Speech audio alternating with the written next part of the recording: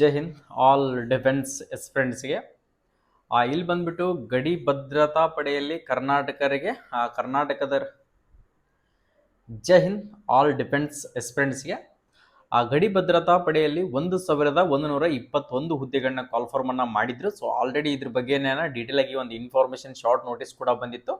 ಅದ್ರ ಬಗ್ಗೆ ಡೀಟೇಲ್ ಆಗಿರತಕ್ಕಂಥ ಮಾಹಿತಿ ಕೂಡ ಕೊಟ್ಟಿದ್ದೆ. ಸರ್ ಇದ್ರದ್ದು ಫುಲ್ ನೋಟಿಫಿಕೇಶನ್ ಯಾವಾಗ ಬರುತ್ತೆ, ಸೊ ಅದಕ್ಕೆ ಇನ್ಫಾರ್ಮೇಶನ್ ಅನ್ನ ಟೋಟಲಿ ಕೊಡಿ ಸರ್. ಅದರಲ್ಲಿ ಜಸ್ಟ್ 10th ITI ಮತ್ತು ಸೆಕೆಂಡ್ PU ಮಾತ್ರ ಹೇಳಿದ್ರಿ ಸರ್. ಅದರಲ್ಲಿ ಮತ್ತೆ ಆರ್ಟ್ಸ್ ಮತ್ತು ಕಾಮರ್ಸ್ ಅವರು ಕೂಡ ಅಪ್ಲಿಕೇಶನ್ ಅನ್ನ ಹಾಕಬಹುದಾ? ಸೊ ಇದೆಲ್ಲನೂ ಕೂಡ ಕನ್ಫ್ಯೂಷನ್ ಆಗ್ತಾ ಇತ್ತು. ಸೊ ನಿನ್ನೆ ತಾನೇ BSF ಡೀಟೇಲ್ ನೋಟಿಫಿಕೇಶನ್ ಕೂಡ ಬಿಟ್ಟಿದಾರ.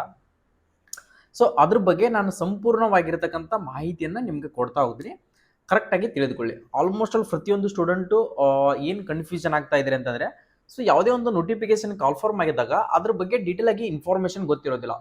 ಸೊ ಅದರ ಜೊತೆಗೆ ಈಗಲಿನ ಟ್ರೇಡ್ಸ್ಮನ್ ಹುದ್ದೆಗಳಿಗೆ ಇನ್ನೂ ಯಾರಾದರೂ ಅರ್ಜಿಗಳನ್ನ ಸಲ್ಲಿಸಿರಲಿಲ್ಲಪ್ಪ ಅಂದರೆ, ಸೊ ಜಸ್ಟ್ 10th ಪಾಸ್ ಆದವರು ಕೂಡ ಅರ್ಜಿಗಳನ್ನ ಸಲ್ಲಿಸಬಹುದು. ಅದರ ಜೊತೆಗೆ ಸರ್ ನಾನು ಅಪ್ಲಿಕೇಶನ್ ಹಾಕ್ತಾ ಇದ್ದೀನಿ ಬಟ್ ಮೆಸೇಜ್ ಬರ್ತಾ ಇಲ್ಲ. ಸೊ ಅದನ್ನು ಕೂಡ ತಿಳಿಸ್ಕೊಟ್ಟಿದ್ದೀನಿ ನಾನು, ಮೆಸೇಜ್ ಎಲ್ಲಿ ಬರ್ತದ. ಸೊ ಜಿಮೇಲ್ನಲ್ಲಿ ಹೋಗಿ ಲೆಫ್ಟ್ ಸೈಡ್ಗೆ 3 ಡಾಟ್ಗಳು ಇರ್ತಾವೆ, ಅಲ್ಲಿ ಕ್ಲಿಕ್ ಮಾಡಿದಾಗ ಕೆಳಗಡೆ ಅದು ಆಪ್ಷನ್ ಬರ್ತದೆ ಸ್ಪ್ಯಾಮ್ ಅಂತ ಹೇಳಿಕೆಸಿಂದ, ಆ ಸ್ಪ್ಯಾಮ್ದಲ್ಲಿ ಕೂಡ ಮೆಸೇಜ್ ಬರ್ತದ ಅಂತ ಹೇಳಿಕೆಸಿಂದ ಅದನ್ನು ಕೂಡ ಇನ್ಫಾರ್ಮೇಷನ್ ಅನ್ನ ಕೊಟ್ಟಿದ್ದೀನಿ. ಓಕೆ, ಇಲ್ಲಿ ನೋಡ್ಕೊಳ್ಳಿ. ಬಾರ್ಡರ್ ಸೆಕ್ಯೂರಿಟಿ ಫೋರ್ಸ್ನಲ್ಲಿ ಈ ಹುದ್ದೆಗಳನ್ನ ಕಾಲ್ಫಾರ್ಮ್ ಮಾಡಿದ್ರೆ, ಈ ಹುದ್ದೆಗಳ ಹೆಸರು ಏನಪ್ಪಾ ಅಂದ್ರೆ head constable radio operator and head constable radio mechanic ಅಂತ ಹೇಳಿ 2 ತರದ ಹುದ್ದೆಗಳನ್ನ ಕಾಲ್ಫಾರ್ಮ್ ಮಾಡಿದ್ರೆ, ಸ್ಯಾಲರಿ ಬಂದ್ಬಿಟ್ಟು 25,000 ನಿಂದ ಹಿಡಿದು 81,000 ಮಟ್ಟ 7th ಪೇ ಇದು ಪೇಮೆಂಟ್ ಕೂಡ ಆಗಿರ್ತದ.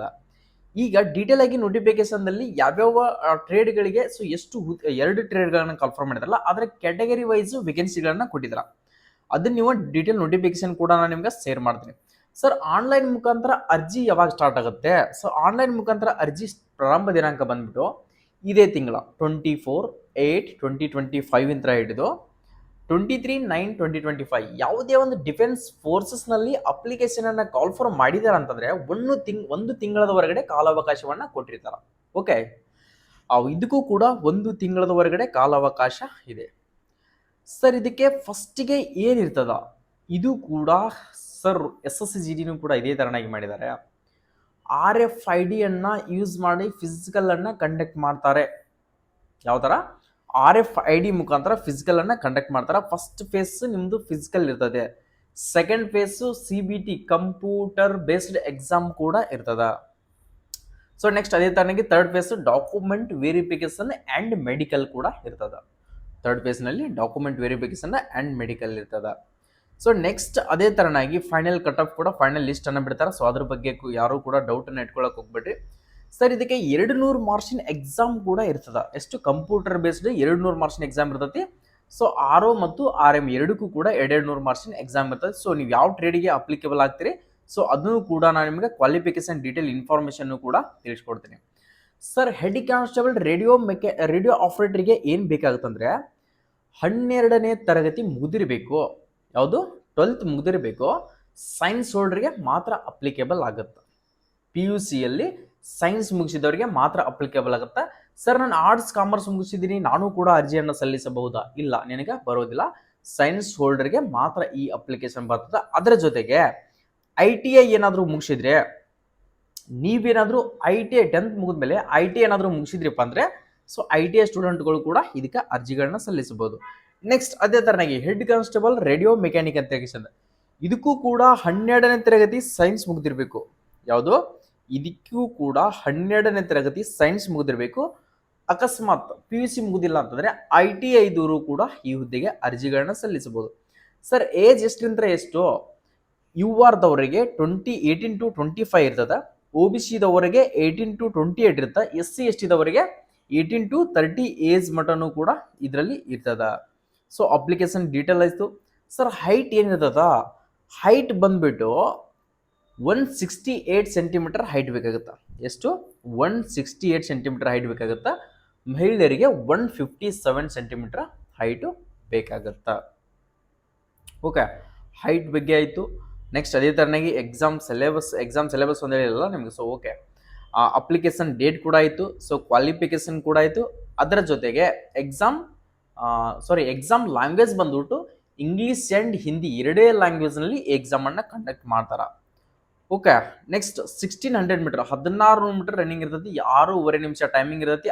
RFIDನೇ ಯೂಸ್ ಮಾಡ್ತಾರ. ಯಾವುದು RFIDನೇ ಯೂಸ್ ಮಾಡ್ತಾರ. ಮಹಿಳೆಯರಿಗೆ ಬಂದ್ಬಿಟ್ಟು 800 ಮೀಟರ್ ರನ್ನಿಂಗ್ ಇರ್ತೈತಿ, 4 ನಿಮಿಷ ಟೈಮಿಂಗ್ ಕೂಡ ಇರ್ತದ. ನೆಕ್ಸ್ಟ್ ಲಾಂಗ್ ಜಂಪ್ ಇರ್ತೈತಿ 11 ಫೀಟ್ ಬಾಯ್ಸ್ಗೆ, ಹೈ ಜಂಪ್ ಇರ್ತೈತಿ 3.5 ಫೀಟ್ ಬಾಯ್ಸ್ಗೆ ಇರುತ್ತೆ. 3 ಚಾನ್ಸ್ಗಳನ್ನ ಕೊಟ್ಟಿರ್ತಾರ.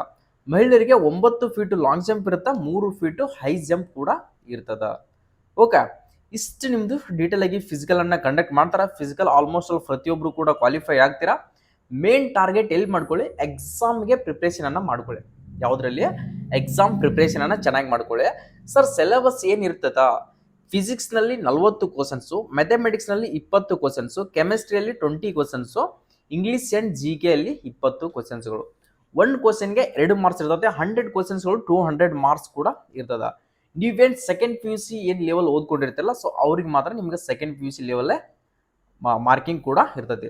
ಸರ್ ಇದಕ್ಕೆ ನೆಗೆಟಿವ್ ಏನಿರ್ತದ, ನೆಗೆಟಿವ್ ಕೂಡ ಇರ್ತದೆ. 0.25 ನೆಗೆಟಿವ್ ಕೂಡ ಇದಕ್ಕೆ ಇರ್ತದ. ಏನೋ 0.25 ನೆಗೆಟಿವ್ ಕೂಡ ಇದರಲ್ಲಿ ಇರ್ತದ.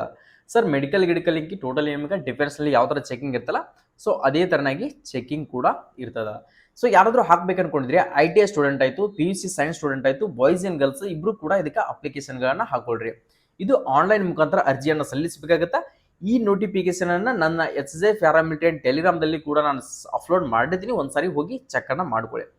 ಸರ್ ನಾವು ಕೊಟ್ಟಿರ್ತಕ್ಕಂಥ ಮಾಹಿತಿ ನಿಮ್ಗೇನಾದ್ರೂ ಇಷ್ಟ ಆಗಿದ್ರೆ, ಸೊ ಹೆಲ್ಪ್ಫುಲ್ ಆಗ್ತಾ ಇತ್ತಂದ್ರೆ, ಸೊ ನೀವೇನಾದ್ರೂ BSF ಟ್ರೇಡ್ಸ್ಮನ್ಗೆ, SSC GD ಕಾನ್ಸ್ಟೇಬಲ್ಗೆ ಎಕ್ಸಾಮಿಗೆ ಏನಾದರೂ ಪ್ರಿಪ್ರೇಷನ್ ಅನ್ನ ನಮ್ಮ ಅಕಾಡೆಮಿಗೆ ಬರ್ಬೇಕಂತ ಅನ್ಕೊಂಡಿದ್ದೀರಿಯಪ್ಪ ಅಂದರೆ, ನಮ್ಮ HJ ಡಿಫೆನ್ಸ್ ಅಕಾಡೆಮಿ ಬಾಗಲಕೋಟೆಯಲ್ಲಿ ಸೊ ಈಗಾಗಲೇ ತರಬೇತಿ ಕೂಡ ಪ್ರಾರಂಭವಾಗಿದ್ದಾವೆ, ಅಡ್ಮಿಷನ್ ಕೂಡ ಪ್ರಾರಂಭವಾಗಿದ್ದಾವೆ.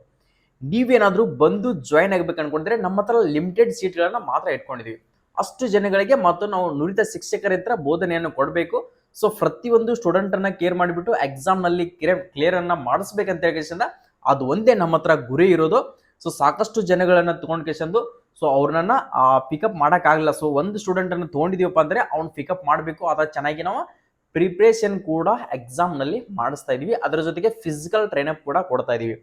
ನೀವೇನಾದ್ರೂ SSC GD ಅಕ್ಟೋಬರ್ದಲ್ಲಿ ಕಾಲ್ಫಾರ್ಮ್ ಆಗಿರ್ತಕ್ಕಂಥ ನೋಟಿಫಿಕೇಶನ್ಗೆ ರೆಡಿ ಆಗ್ತಾ ಇದ್ರೆ, ಸೊ ಅದೇ ತರನಾಗಿ BSF ಟ್ರೇಡ್ಸ್ಮನ್ ಹುದ್ದೆಗೆ ರೆಡಿ ಆಗ್ತಾ ಇದ್ರೆ, CSF ಗೆ ರೆಡಿ ಆಗ್ತಾ ಇದ್ರೆ, ಆದಷ್ಟು ಬೇಗನೆ ನಮ್ಮ HJ ಡಿಫೆನ್ಸ್ ಅಕಾಡೆಮಿ ಬಾಗಲಕೋಟೆಗೆ ಬಂದು ವಿಸಿಟ್ ಕೊಟ್ಟು ಈಗಾಗಲೇ ಅಡ್ಮಿಷನ್ ಗಳನ್ನ ಮಾಡ್ಕೊಳ್ಳಿ.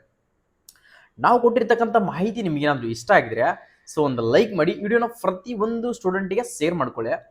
ಸೊ ಕೆಳಗಡೆ ಕಾಣ್ತಿರ್ತಕ್ಕಂಥ ಸಬ್ಸ್ಕ್ರೈಬ್ ಬಟನ್ ಏನಿದೆಯಲ್ಲ, ಈ ಸಬ್ಸ್ಕ್ರೈಬ್ ಬಟನ್ ಅನ್ನು ಒತ್ಕೊಂಡ್ರೆ ನಾವು ಡೈಲಿ ಕೊಡ್ತಿರ್ತಕ್ಕಂಥ ಪ್ರತಿಯೊಂದು ಇನ್ಫಾರ್ಮೇಶನ್ ನಿಮ್ ಮುಂದೆ ಬರ್ತಾನೆ ಇರ್ತದ. ಓಕೆ, ಎಲ್ಲರಿಗೂ ಕೂಡ all the best. Jai Hind, Jai Karnataka.